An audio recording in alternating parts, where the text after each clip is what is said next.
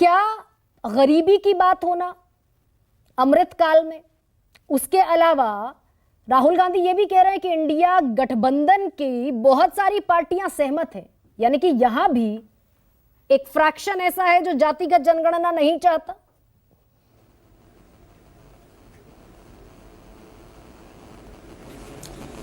गरिमा, बड़ा गर्व से आपको लोग सुनते हैं, जो बहुजन वर्ग है और जो प्रगतिशील सोच का श्रवण है वो भी सुनता है आपके डिबेट और संवाद को। दिनकर की एक लाइन है कि समर शेष है पाप का, भागी नहीं केवल व्याध, जो तटस्थ हैं समय लिखेगा उनका भी अपराध। तो जो सवाल ये है, जो गुरु प्रकाश कह रहे थे उनसे मैं कह रहा हूं, जो लोग और जो केसी त्यागी साहब ने कहा उसी से संबद्ध होता हूं कि जातिगत जनगणना का सवाल तो समाजवादियों का है। हमारे श्रद्धेय नेताजी की कल पुण्यतिथि है, उनका है। आज मान्यवर कांशीराम साहब का है, जो कहते थे कि पेन में ये जो 85% हिस्सा है, इस पर 10-15% हिस्से जो कब्जा करके रखा है, इसी को हटा देना।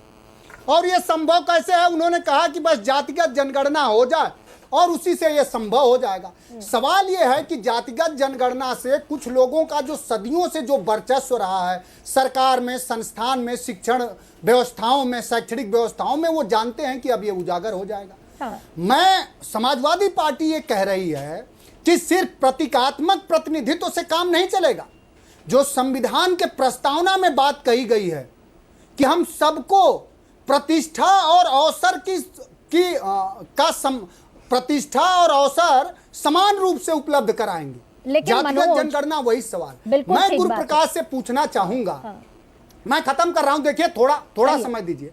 मैं गुरु प्रकाश से पूछना चाहूंगा कि आपने उत्तर प्रदेश में एक पिछड़े के नाम पर और कई चुनाव में 2017 में कई पिछड़े वर्ग के लोगों को मुख्यमंत्री बनाया जा रहा था, उनके नाम पर पिछड़ों का वोट लिया गया, मुख्यमंत्री किसको बनाया गया?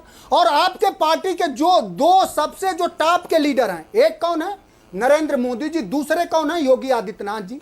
नरेंद्र मोदी जी की न्यायपालिका में आवाज कौन है? Tushar Mehta, solicitor general of India. वो कहते हैं कि सरकार जातिगत जनगणना के पक्ष में नहीं है। इट मीन्स कि आप इस देश के दलितों, पिछड़ों, अल्पसंख्यकों, आदिवासियों को शैक्षणिक, आर्थिक, सामाजिक हिस्सेदारी देने के पक्ष में नहीं है। और यही दूसरे पकड़ ली क्या उत्तर प्रदेश के मुख्यमंत्री ये कहते हैं कि हम जातिगत जनगणना नहीं। मैं खत्म कर रहा हूं, मैं गरिमा एक सेकंड दीजिए, 20 सेकंड दीजिए कि इसी मुद्दे पर बीजेपी को घेरा जा सकता है और 2024 की मजबूत पिच तैयार की जा सकती है। ये समझ में आ गया क्या विपक्षियों को?